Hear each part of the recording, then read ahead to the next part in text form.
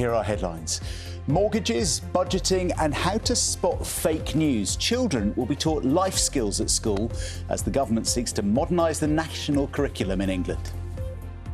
The number of sick and disabled people out of work is putting the UK at risk of an economic crisis, according to a review into tackling joblessness. A cargo plane carrying a large amount of fuel crashes during takeoff in the US state of Kentucky, killing at least 7 people. The oldest surviving victim of the post office scandal says she can look to the future after receiving her settlement from a government compensation scheme. I can settle up my affairs. I can turn the heating up full blast, and that will be wonderful. And I can do the things that I'm able to do and enjoy doing them. Could we see the first rise in the rate of income tax for 50 years? The Chancellor's pre-budget speech has fuelled speculation that Rachel Reeves is preparing to hike taxes. I'll take a look at the options.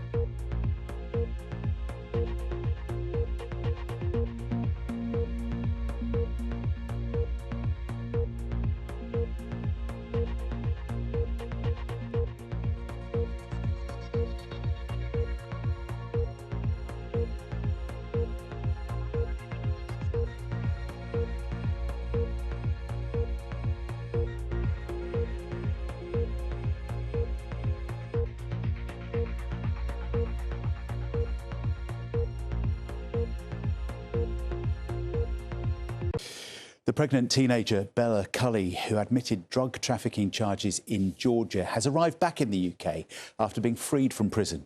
The 19-year-old from Billingham had initially faced a possible 20 years in jail, but prosecutors made a last-minute change to the terms of a plea deal.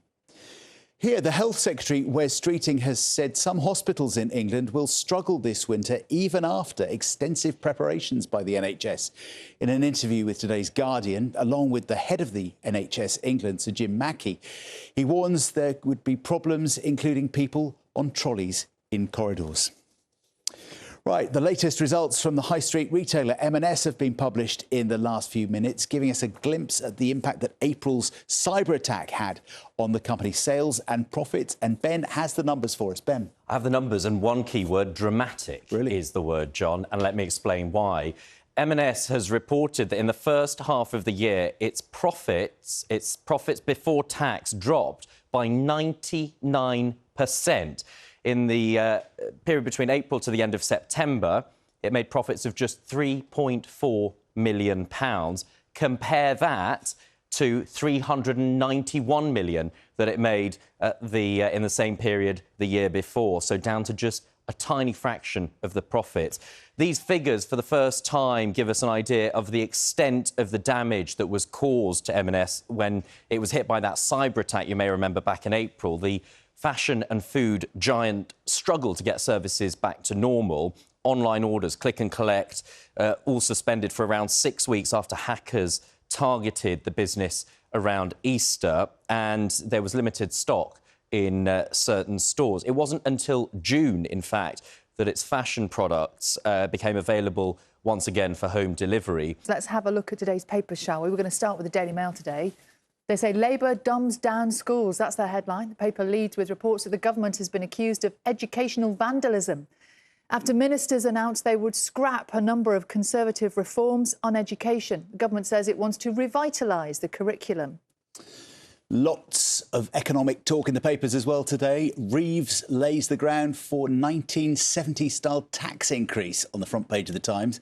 The paper carrying comments from the Chancellor's speech, which we took here on Breakfast yesterday, where she said that everyone would need to do their bit to help the country prosper. The Telegraph says pressure is mounting on the BBC senior executives after a leaked dossier revealed serious and systemic editorial bias. A cross-party group of MPs has said the organisation has serious questions to answer following reports that a Panorama misled viewers by editing a speech by President Trump. And The Guardian goes with health, a warning from the Health Secretary that NHS staff are bearing the brunt of what's called ugly racism. Wes Streeting telling the paper today that incidents of racial abuse are now so common that it's become socially acceptable to be racist.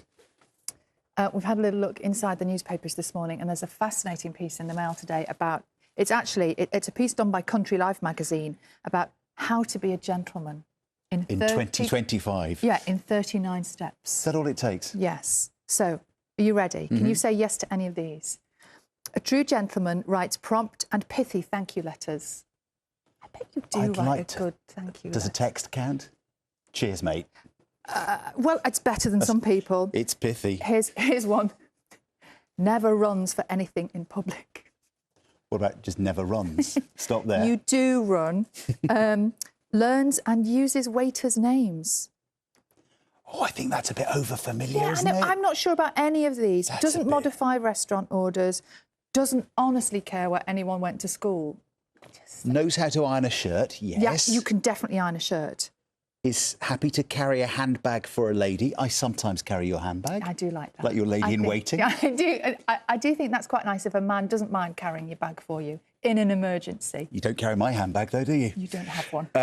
Has spare wellies for his guests. I bet you do. I don't know where I've put my own wellies. wellies. You've got spare waders for everyone. That's true. They've all perished. I love this. Enjoys any sport he might play, but doesn't bang on about it. Only stops at motorway service stations to use the loo. I mean, it's quite an eclectic list, isn't it? But... Yeah, it's controversial. It's not perhaps the list that I would write, but yeah. At 6, 2 manhunts underway tonight after more prisoners are released by mistake. One is Algerian national Brahim Kudur Sharif, identified for deportation. The other is William Smith, sent to jail for fraud. Both were let out of Wandsworth Prison. Yes, it is still happening. Prisoners being released by accident, and so big questions about a justice system repeatedly failing. Also tonight, the total devastation in Gaza. The BBC's Lucy Williamson is given rare access inside Gaza. She's taken there by the Israeli Defence Force. The father of the Southport attacker tells the public inquiry he had feared his own son was going to kill him. Democrats celebrate a string of election victories, including a stunning win in New York for the new mayor. The vast swathes of land in Scotland owned by just a few hundred people, but that could all change as the Scottish Parliament steps in. And we speak to 92-year-old Betty Brown, who says she's turning up her heating full blast. She has finally settled her compensation claim after the post office scandal.